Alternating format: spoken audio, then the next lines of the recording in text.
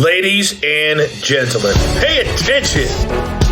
This is your boy, the coach from the WWE. I would like to welcome you to the very first wrestling podcast in the world to take you on a weekly deep dive into classic matches along with legends of the squared circle.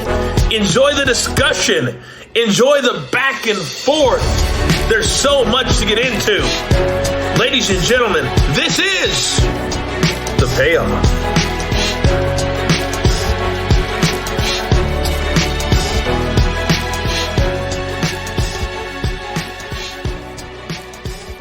Dun dun dun dun dun dun dun dun.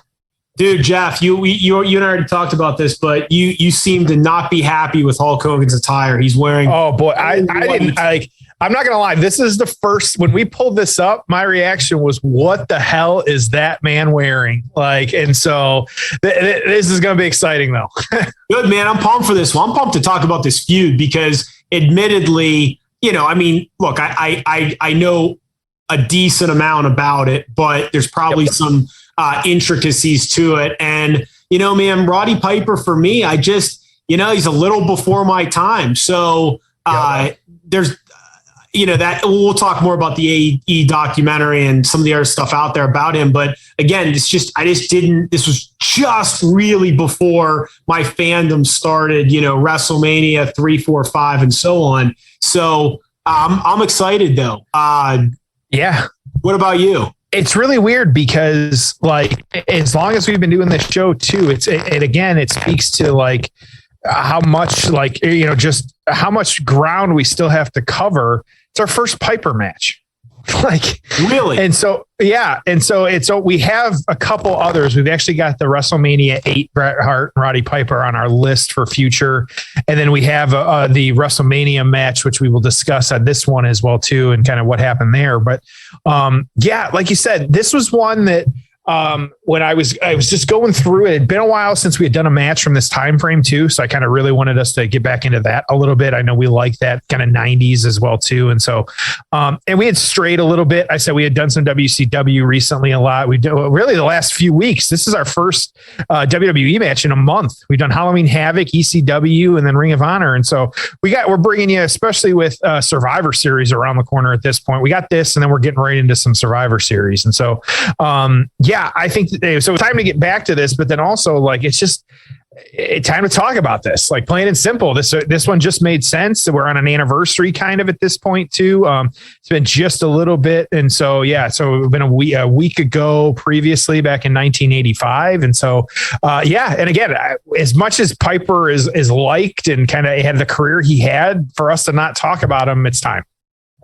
Quick question for you. So if you are doing some Christmas shopping for a guy in your life, a friend, a brother, you're going to a white elephant, you're getting coworkers something, whatever it might be, right? So for the dudes in your life, what would be the best Christmas, Hanukkah gift, Kwanzaa gift you could possibly give to a guy this season?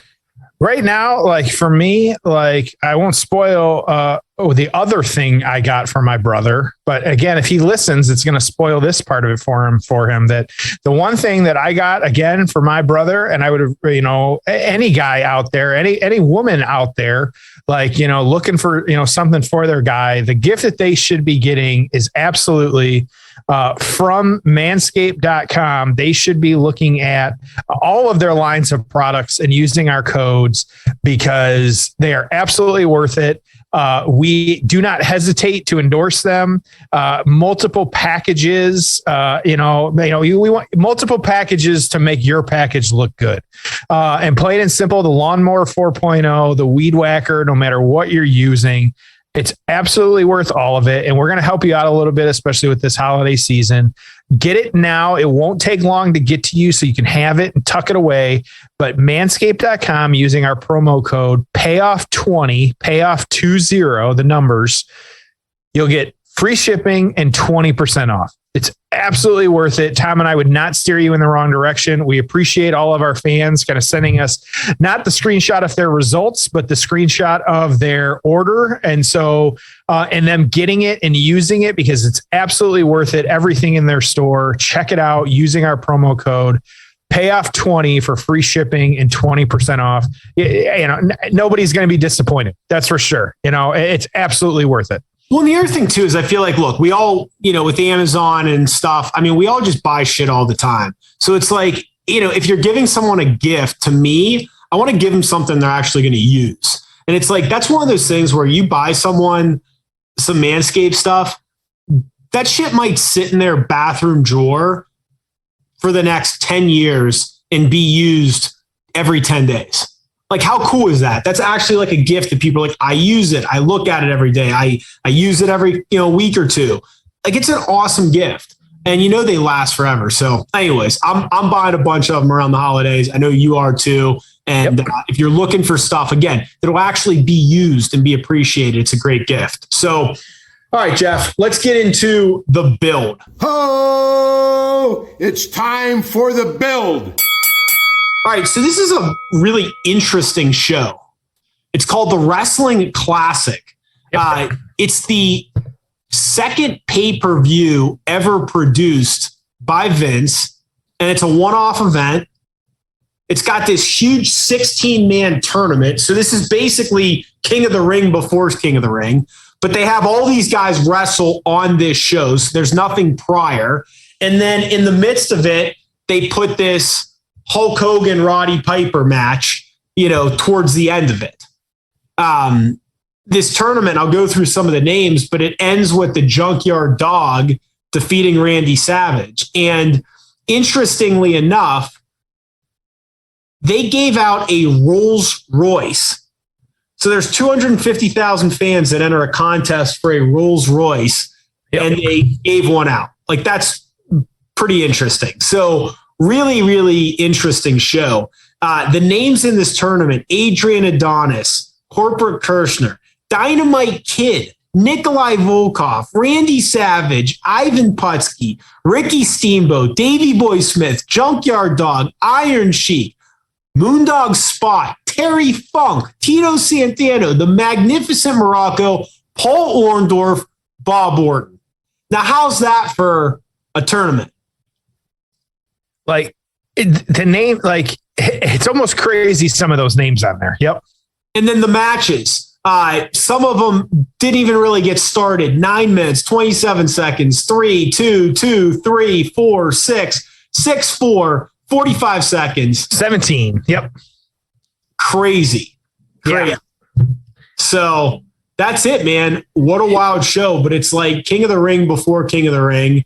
We'll talk more about tournaments during the show, but that's the story, man. In terms of star ratings, the highest rated match on this show was the one we're covering, and the rest of them, kind of 3 stars, 2 stars. I mean, some it seemed like there were some decently well-received matches on the show.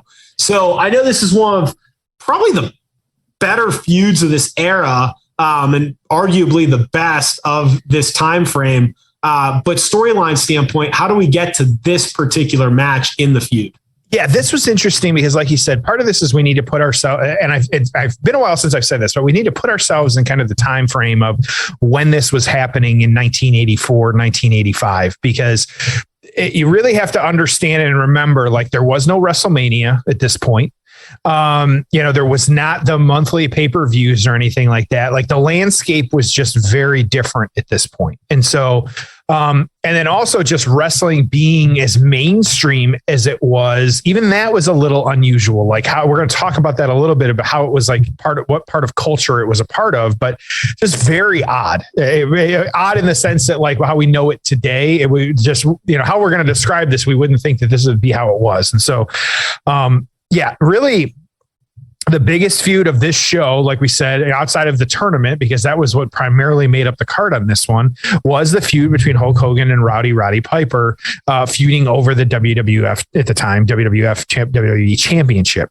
And so we'll go back a little bit here. Hogan had actually beaten the Iron Sheik. It was January 23rd, 1984 for the title.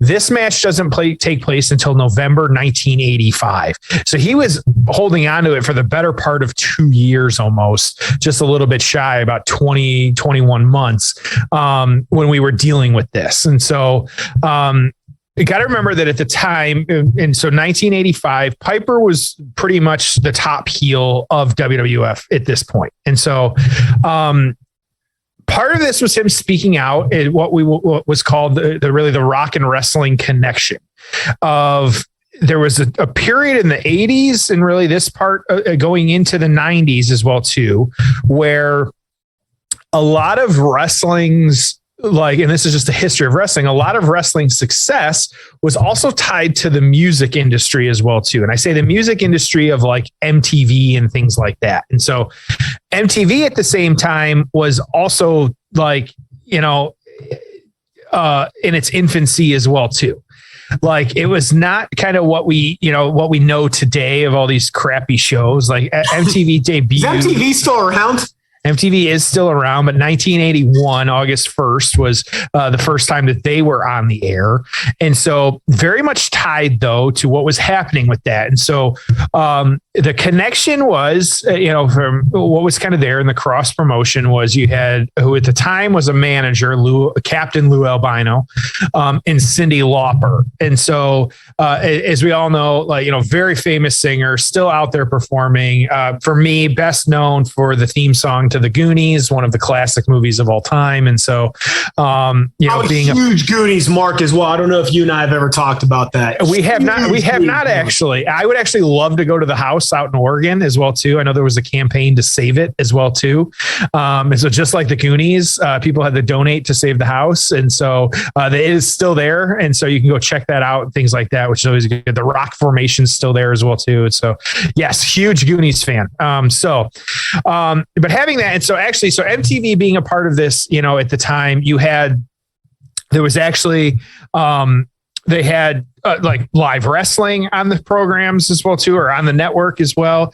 And then also there was the first live women's professional wrestling match on cable television for a part of this. And so you had Cyndi Lauper, who was going with Wendy Richter, and then you had Lou Albino going with the Fabulous Moolah, and them having a match. Actually, that was July 1984. And so, them kind of having that connection with the music industry, but then you also, as we get kind of closer to this match as well too, really just prior to this, and I'm almost embarrassed that I forgot about this until I was doing my research on this one, but also you had the animated series, of course, Hulk Hogan's Rockin' Wrestling. And so running for the better part of 2 years after debuting. So you had Hogan really playing up the face on this of, being the good guy, doing that. And so really, and this was a point where, again, Hulk Hogan was at the absolute just pinnacle of his mountain in regards to popularity, whether he's wearing yellow or white trunks, we'll get into that, but just huge at this point. And so you actually had these guys, though, having a match. It would have been early 1985. It was the War to Settle the Score. It was actually on MTV. It was for Hogan's title, and Hogan actually retained through disqualification. I was really weird because most of the matches on this were dark matches. And so they had a whole really card before this. And so for my count, it was 11 matches, and the Hogan match coming in at 8 minutes, about 9 minutes, was the only one that was actually on TV. And so nothing crazy or anything like this, some different names on here, stuff like this, Paul Orndorff beating Tony Atlas, Jimmy Snuka beating Bob Orton, nothing crazy, but they put on a show for some people before we got to this Hogan Piper match in 1984. February 1985, the War to Settle the Score. So, so just really interesting how that kind of played out and things like that. So this, though, led to the, formation really of WrestleMania at this point. And so it marketed, and we've all heard the stories and we still hear it, marketed as the quote Super Bowl of wrestling. And at the time, like I say, is the word I saw here was the super card. The super card wasn't, anything crazy or new because NWA had been doing Starrcade for quite a while. And so that was, not uncommon. Vince Sr. as well too had been marketing shows, like big shows in like Shea Stadium and, like arenas and stuff, venues like that. And it was closed circuit. So not everybody was able to see it, but you had WrestleMania 1 though, drawing the interest it did, because not only did you have, again, it was really perfect timing, because you had WrestleMania 1 coming in when you've got the connection between wrestling, the music industry, like Hulk Hogan's a part of these storylines. You've got Mr. T as well too. And so that was a big part of that WrestleMania 1. And sometimes we forget that, well, we're not always a big fan of the celebrities being on the show, like nowadays, like the music artists and things like that. Like, I do think we have to remember, like, that for a very long time, like that was at its inception. That is part of why we have WrestleMania, is because it was the celebrities, it was the music performances and things like that. And so really got to remember just the origin of this type of stuff and the originality that they were coming up with at the time, because that's how they got butts in seats. That's how they got people to watch. Like, this was Mr. T when, Mr. T was at the height of his popularity as well too. And so Cyndi Lauper as well too, like synonymous with the 80s and kind of having that. So but Jeff, that's why the years that they do no celebrity stuff, I don't get it. I mean, there is no WrestleMania without the celebrities. You're exactly right. It's weird to say that, but and that's a hot take, but it's not wrong. WrestleMania 2, you had all the NFL players. You had Mr. T involved. WrestleMania 3, they had Aretha Franklin and you had Bob Uecker. And, 4 and 5, you were at Trump Plaza, and then you had celebrities running around there. And you look at Tyson, and you look at, Pam Anderson and LT and Jenny McCarthy. And I can go through the list. But those are all examples of celebrities that were used really well and made it feel like a big event. But then some years, oh no, we don't. Like Bad Bunny was awesome this year. And I don't know who the hell he is, but I enjoyed it. So mix it in. It doesn't ruin your main event. It just adds another element. And, you can do it in a way. They had Shaq on AEW. It was awesome. Like, it just at Mayweather against Big Show. It's just a fun thing to add to. I don't know why they don't do it more often. I don't like every time they do it, almost every time, it's really good. Every once in a while, you have a Jon Stewart hitting, a guy with a steel chair. But for the most part, it makes sense. It's a lot of fun. It adds another element. And there are times where it's an absolute home run, like a Mike Tyson or, like some of the rock and wrestling stuff. But I am a huge fan of mixing it in. I think it adds such a great element. Well, and you got to remember too, like, since really I'm looking like kind of back through here, like 2006, maybe, like there's a celebrity wing of the Hall of Fame for a reason.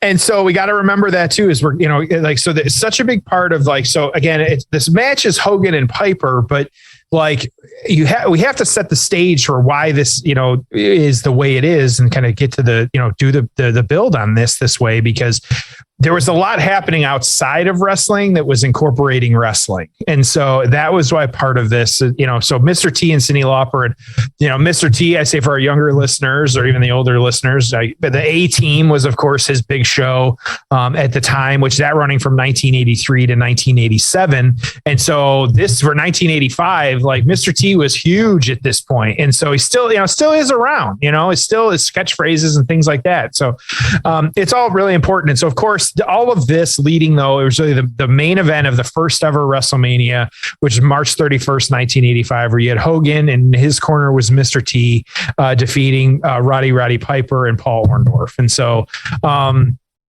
Hogan really, though, feuding for the rest of the year with these guys, DQs, bunch of different matches, things like that, like just, really how it played out over, and leading up into this title match. And so, the big part of this show, though, was the tournament taking place. Now, Tom alluded to King of the Ring. We'll actually talk about that in the aftermath, because this was really the birth of King of the Ring in a lot of ways. We didn't know it at the time, or people didn't know it at the time, but now, looking back at it, we know that was the case. And so, really, just the industry as a whole was booming, and even though it was WrestleMania 1 that sometimes panned and things like that because of what it was, like, it set the stage for everything to come. And so we get this match, though, after really just having these guys having the match at WrestleMania, like, just continuing to feud for as long as they have, like, still involving the celebrities as well too, because it was working. And so that's how we get this. And so, yeah, Wrestle Classic. Let's give out a car. I'm ready. Hour 39 mark of the Wrestling Classic. It's on Peacock. It's on the network. Again, 1 hour 39 mark of the Wrestling Classic. Jeff, are you ready? Let's do it. All right. It's time for the payoff. Oh, it's time for the payoff. Fans losing their minds. Dude, I got so much to talk about during this match. Well, you got 8 minutes, so you better make it quick. I know we may have to go a few minutes longer. So Hogan in the all white, kind of odd. I don't know. Not a fan, but and he had the white American made shirt when he came out. So man, hot start. So like Hogan just like looks like a brawler, and then Piper's Piper, so he's brawling. They're on the outside of the ring. This is like, Jeff, the last thing I was expecting to see with my eyes. Oh my God. So Piper just got thrown over the guardrail. They've got kind of like a blue guardrail set up. Really interesting look.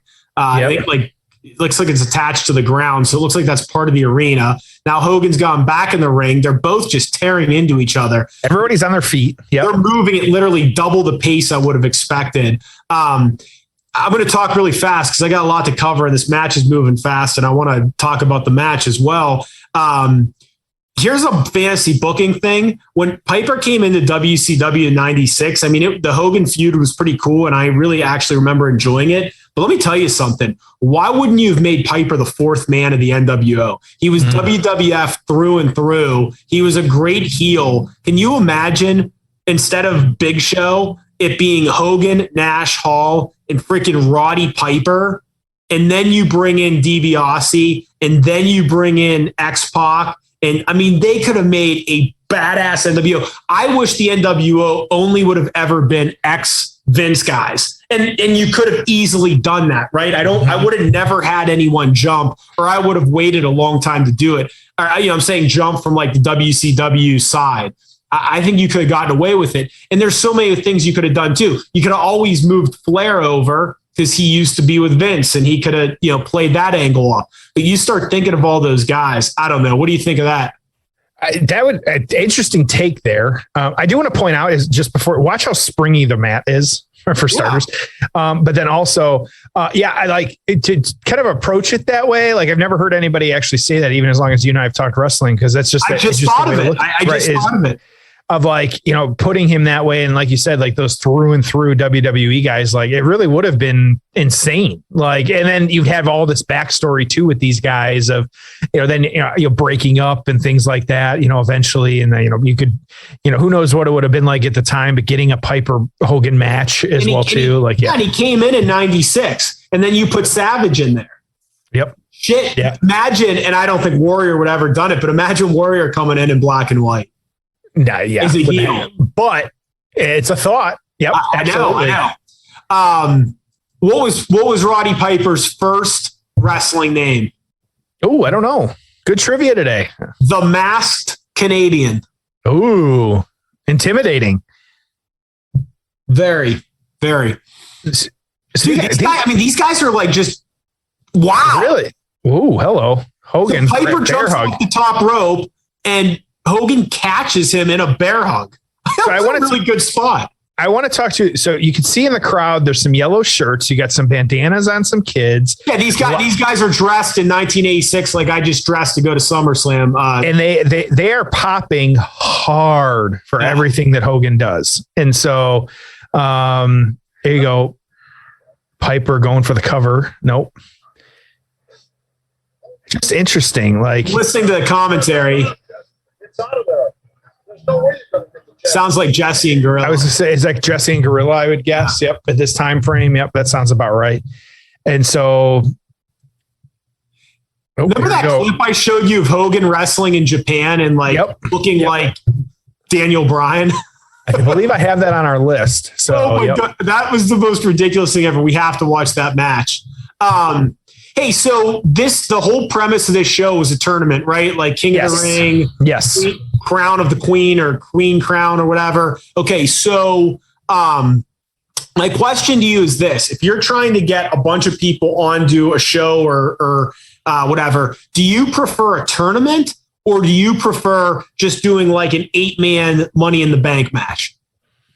I think a tournament gives you, I think there's reason for both, but if I had to pick myself, like give me a tournament over multiple weeks. That's why I've been excited for King of the Ring or Queen's Crown as well too. Thank God they're finally catching up with those times as well too. But yeah, it's one of those where I think that it gives it a little bit more room to breathe for me. Like, because after you have one 8-man match and then it's over, and you might remember a spot or two, but like you could actually develop, again, this is developing some stars. You could actually give somebody some star power here over a couple of weeks, get us invested. Hulk's starting to hulk up. Make me believe that you actually like Ricochet, make me believe, which they don't. And so, make me believe to me, Ricochet is just criminally underrated. I just think, I just come outside. Yep. On the outside of the floor, no mats down there. No mats. Yeah, I just noticed that myself. No mats on the outside. Dude, Ricochet to me, I mean, I love the look. I love watching him wrestle. I love him in the ring. Oh, his promo sucks. Okay, guess what? Give him a fucking manager. Yep. How hard is it? Or turn him heel and don't make him talk. I don't know. Like, figure something out. So Hogan hulking up on the outside of the ring. Piper looks terrified. Fans all on their feet watching it happen too. Yep. Pulling the trunks of Piper. Yep. Apron there. This is way more physical than I think I would have expected. It's really, really stiff. Yeah, but if I had to pick the tournament, absolutely. He just kicked him hard. Whoa, yeah, I think it was stiff as hell. Piper's selling it though. Yep. This is some of the most wrestling we've seen from Hogan ever on this show. Ref bump. Oh, big ref bump. Yep. That was not somewhat inverted. Oh, we got Piper with steel chair now, climbing back in the ring. The ref, though, no selling almost up very quickly here. Oh, chair shot to Hogan. Everybody on their feet. Yep. Why wouldn't they just recruit bigger, stronger refs that would be able to get up faster? I could take that bump. Here you go. Hogan now blocking the chair as Piper tried to bring it down on his neck. Oh boy. Yep. Here we go. That was not a great kick there, but again, Hogan hitting Piper with the chair now. This is a sleeper hold with the chair still in his hands. The referee, I've never seen this before. That's interesting. He's not really using the chair to choke him out. Throws it down now. Okay. Trying to put Piper to sleep. Yep. But who's that guy? Uh-oh. Cowboy Bob Orton is interfered. Bob, yep. I said, who's that guy to the ringside official that grabbed the chair? You don't see that nowadays either. I knew it was Cowboy Bob, but come on. Like, why we need some more officials ringside that are willing to help out the wrestlers. Yep. So as we're watching some of the post-match shenanigans, dude, that was a really fun match, by the way. I know it really was. Yeah. Way better than I expected. Okay. And then, Mr. Wonderful coming in to help Hulk Hogan. Paul Orndorff. Yep. Wow. Guess he's with the chair of himself. Yep. Swinging away. Every single person in that arena is on their feet. Yeah. Oh, big time. And they leaving through the crowd. Where is the entrance ramp? So pardon my question. I gotta wonder. I would assume this is before Orndorff turned heel and had his run with Hogan. So I guess he's just a good guy helping out at this point. Okay. That's crazy. Yeah. Wow. Okay. Hogan's gonna win by DQ. Still your champion.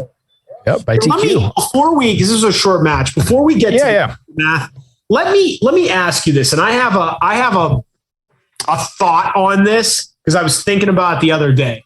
But here's what I was thinking. I'm thinking, if you're Vince McMahon, what is the biggest matchup that you realistically could get in the ring as your main event for WrestleMania?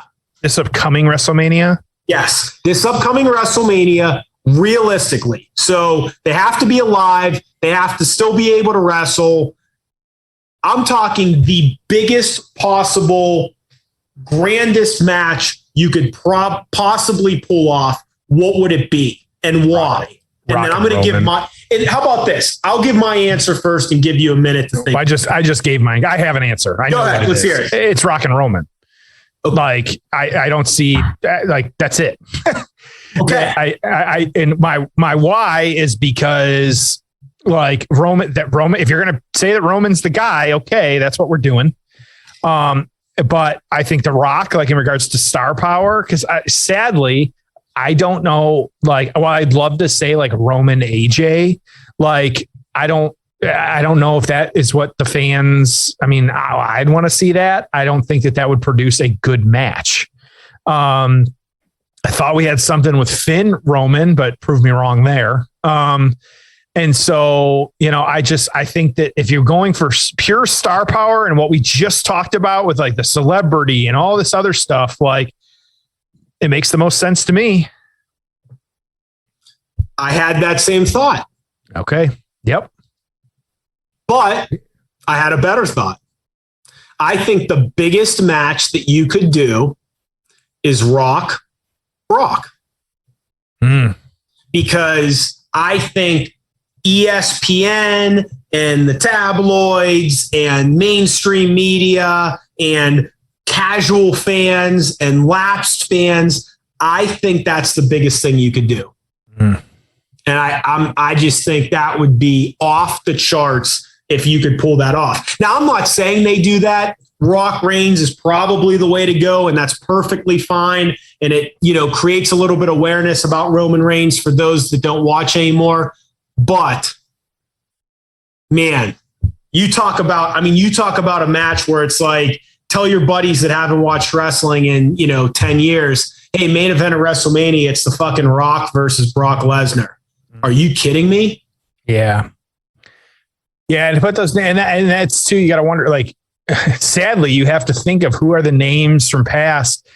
Like if Stone Cold could still go, do you put Stone Cold out there with somebody? Like, if you, is it The Rock? Is it John Cena? Like, who do you, what puts butts back in the seat? Because unfortunately, and I think this is just the harsh reality, is they don't have the star power. They don't have the star power right now to put two of their biggest people out. I say male superstars. I think they could almost do it with the women, but that's just like people are going to shit all over that because they don't like that and they don't want that. And so, but I think you could do it feasibly with the women because the men, I don't think you can.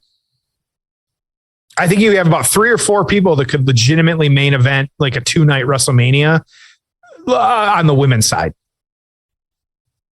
So for everybody at home, Tom, I just blew Tom's mind. He's shaking his head. I'm seeing him like, because he's thinking about it. Because I would say like right now, like Charlotte, Becky, Bianca, and maybe Sasha too. I'd put her 4th on that list. Like it's the 4 horsewomen. Like Bailey's, about to, you got to be back eventually here as well too. So like, you start giving us some horsewomen stuff, and you got a match there. Like, that 4-way is still could eventually happen, but I think on the men's side, like, I don't know. And we're starting to see it. Crown Jewel, we're going to get some of that. Like, we're going to get the 3-ways. Like, Charlotte, on SmackDown now. Who knows? Yeah. All right, let's get to the aftermath. Ho! It's time for the aftermath. All right, what'd you think? Surprisingly better than I would have thought. Like, again, proving that we don't watch these ahead of time, other than maybe read the reviews, and you don't even always read the reviews. Like for just us to kind of, have that match, I was incredibly and surprisingly shocked by how good that match was. You? Couldn't believe it. I couldn't believe how fast they moved. I couldn't believe how like fast paced and quick the match was. Really enjoyed it. I mean, I would have loved to have seen a 15-minute match with a clean finish, but it was, for what it was pretty cool. It was fun to watch.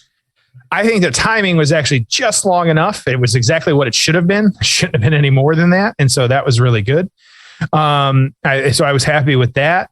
I think that, just how it played out was fantastic. And so where did it go from here, though? Of course, kind of some real life animosity, I think, played into what we got at WrestleMania 2 with Mr. T and Roddy Piper, with Mr. T having the boxing match with Roddy Piper, which we don't have to talk about. WWE's attempts at boxing are just, there shouldn't be a thing. And so having that as well too, but then you also had him, there was a Piper's Pit in the flower shop, if you remember, with Adrian Adonis, and kind of dealing with that as well too, which eventually led to the WrestleMania 3 match with Adrian and Piper, and the hair versus hair match as well too, is also Piper retirement match as well too.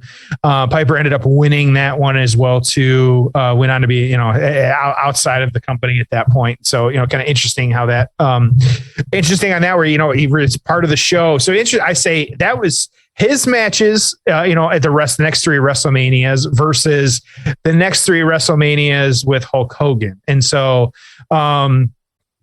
you had him, taking on, just everybody at this point, because he was Hulk Hogan. King Kong Bundy, having that match in the steel cage against him at WrestleMania 2.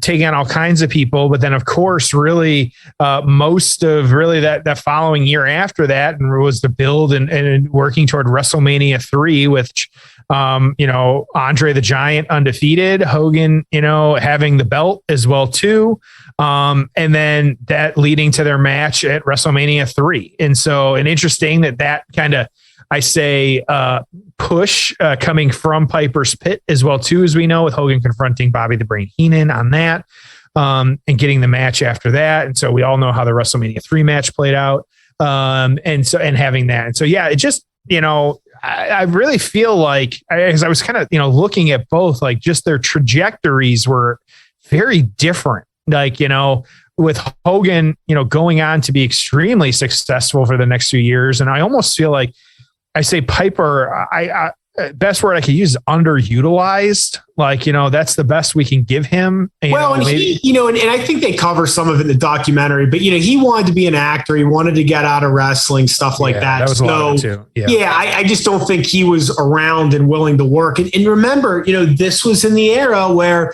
you either worked, 300 matches a year or you didn't participate. Yep. Yeah, it was the Hogan show. There weren't the attractions. There weren't the part-time people. There weren't the, Edge can wrestle for 5 more years because he's doing 15 matches a year. Yep. Yeah, these guys were out there working daily. Yeah, absolutely. So, getting into the reviews on this one. So PWI actually, the best I could find on this one. So, the WrestleMania match with Hogan, Mr. T, Piper, and Orndorff was the match of the year for PWI this year. The most popular wrestler of 1985, as you can assume, was Hulk Hogan. And the most hated wrestler of 1985, as you could assume, is Roddy Piper. And so hard to say that these guys weren't the top of the mountain in this year. Not a ton of reviews, just because at the time, there wasn't a whole lot being written. So not a whole lot out there. But the one thing I did see, like kind of one review, which occasionally will go, if I can't find much, I'll go to 411 Mania is the site I go into as well too, was the crowd was very hot for that, making it better than it actually was. I expected the unclean finish because of the era. Liked a lot of things tonight. This was fine until the finish. They gave it 2.25 stars. I don't really care about that, but again, I'm going to let you go first. Hopefully we don't have the same score. I'll give it a 6. Okay. All right.